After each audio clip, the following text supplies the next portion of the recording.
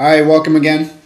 I wanted to do another book review today. I know last time I said I was going to do Parallel Worlds by Michio Kaku.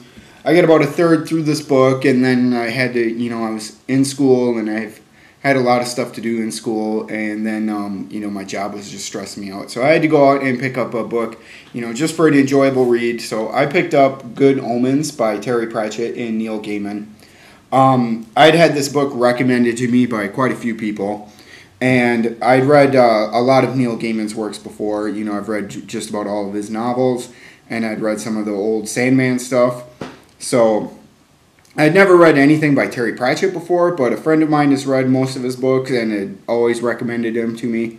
So I went out and picked up this book, and, if nobody knows, the book is about the apocalypse, about Armageddon, and at the beginning of the book is when the Antichrist is born, and then, it goes through, the last week of Earth. Like the Antichrist is born, and then it skips ahead 11 years when he's an 11-year-old boy, and then, they go through the whole week of before the end of the world. This book was really funny. I enjoyed it a lot. It's a very enjoyable read. One of the funniest parts, I thought, were when the four horsemen of the apocalypse finally met together, and they're all in this biker bar, and they all have these jackets on that say Hell's Angels. And these guys come up to him and start giving him crap, saying, "Oh, you're not really Hell's Angels. One of you is a woman, and, you're not really Hell's Angels." And they're like, "We're the original Hell's Angels." And then these bikers finally realize who these people are, war, famine, death, pollution. And then these bikers, follow out after the four horsemen of the apocalypse, who don't ride horses. Of course, they ride motorcycles. And so they have these four bikers following them. And then the four bikers decide, well, if they're the four horsemen, war, famine, death, pollution, what are we? And they give themselves their own names of these really annoying things. My favorite one was Really Cool People. That was a really good one. But this book was really good. It was really funny. I'd recommend it to anyone. The only thing I didn't like a lot about this book was the end. It was a little bit anticlimactic, but the ride to the end was worth it, so, it didn't really matter that much to me. I'd recommend any of Neil Gaiman's works. I think probably my favorite was American Gods, but this book is a lot funnier. But American Gods was, it was about America, which is what I'm the most interested in my work. So maybe that's why that one appealed to me the most. I'll probably pick up, a book or two of Terry Pratchett's now, just to read it after reading this book. But I'm going to go back in and, work on reading this again now that I can not be so stressed and actually just sit down and, try to really grasp hard at this information. But I'd go out and buy this. I mean, this book was so funny.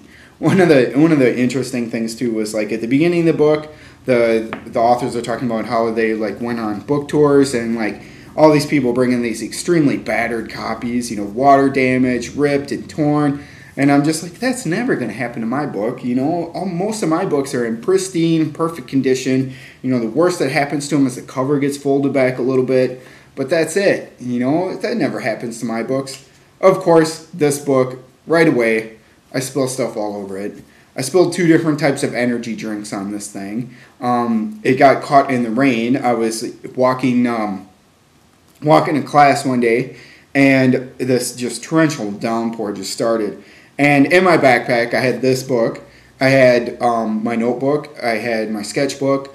I had my computer, and I had my folder, which carries all the important information I got to carry. None of those other things got wet, and this book got drenched. And I don't know. It you can see it's a bit warped already, and there's all this other stuff here, and it's still readable, but it's definitely shown some better days, and it's only 2 weeks old. Well, I bought it 2 weeks ago. So I don't know. Maybe there's something about this book that makes it cursed, so all the copies that float out into the world, unless they're kept in these nice, perfect little boxes and only taken out, in gingerly red, I think this book is destined to be destroyed and just, end up in these really bad conditions. But You know, maybe that's because of the subject matter, talking about heaven and hell, but we can just guess. But it's really good. I'd go pick it up. I loved that book. And of course, you notice, I'm wearing my Green Bay Packers stuff. It's Sunday. The football game starts here in 10 minutes. And yes, I do watch football. That is actually the only television I watch. I don't even turn the television on Monday through Saturday. But Sunday is the only day I rest. So go out, buy Good Omens. It's worth it. Any other Neil Gaiman books? I mean, I definitely recommend American Gods. And Anansi Boys was really good. I haven't read Fragile Things yet. That's the only other novel by him that I haven't read yet. But it's not in paperback yet. So probably when it comes out in paperback, I'll go pick it up. So definitely go Packers and go read.